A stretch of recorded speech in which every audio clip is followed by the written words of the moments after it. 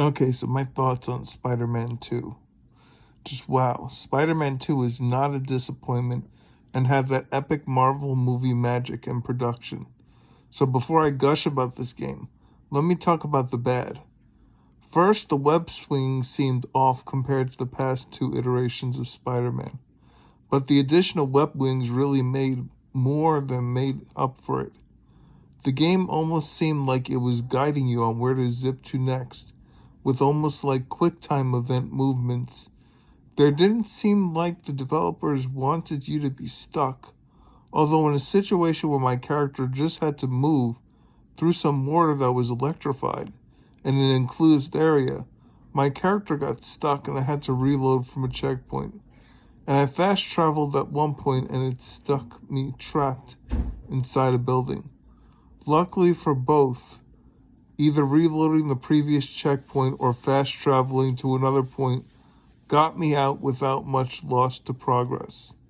Now for the good. Oh my goodness, is this game a showpiece with the opening tutorial battle.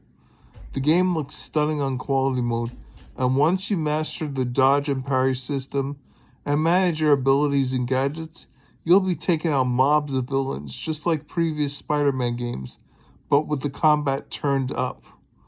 I played on the easiest no knockout difficulty because even on the easier difficulty, this game will kick your butt if you are a casual. In the story, Peter's longtime friend Harry Osborn, who was shown in the last game to be in a tank with a symbiote, has the symbiote in this game and it heals his sickness that was killing him and makes him super strong. Eventually, he teams up with his friend Spider-Man and they start fighting crime together. Then eventually, Spider-Man Peter Parker gets hurt and the symbiote leaves Harry and attaches to Spider-Man, and Spider-Man becomes the Black Spider-Man with the symbiote. He becomes even stronger than before as Spider-Man, now with the symbiote attached to him. And eventually the symbiote kind of takes over on him and makes him like dark and evil. And he kind of loses himself in the symbiote as the symbiote tries to take over him. Then eventually the symbiote in the battle leaves Spider-Man and goes back to Harry, who is now sick and almost dying without the symbiote. And when it goes back to Harry, Harry becomes Venom.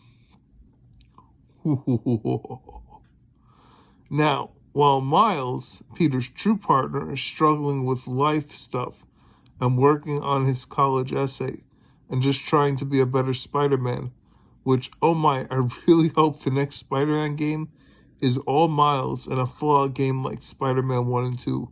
Although I felt, even though Miles Morales' game is considered a smaller title and a one-off, I still felt like it was a full-on game.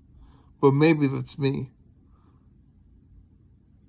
So the game truly had me captivated with the great story and the love interest of both Spider-Men. Even the Mary Jane stealth sequences, although there were more looking back on it, they really were a million times better than the first Spider-Man game. Also, when they showed a flashback vision of Aunt May again, I got choked up and it brought back the emotions I felt from the first game. And let's not forget the music, which was epic at all the right parts. There were plenty of great villains too, Kraven being the best way to tell the overarching story of all the other villains that you need to deal with. And the end cutscene, if people learn nothing from Spider-Man 1 end cutscene, they are directly telling you what will happen next. So don't be surprised when it's shown in the next game trailer.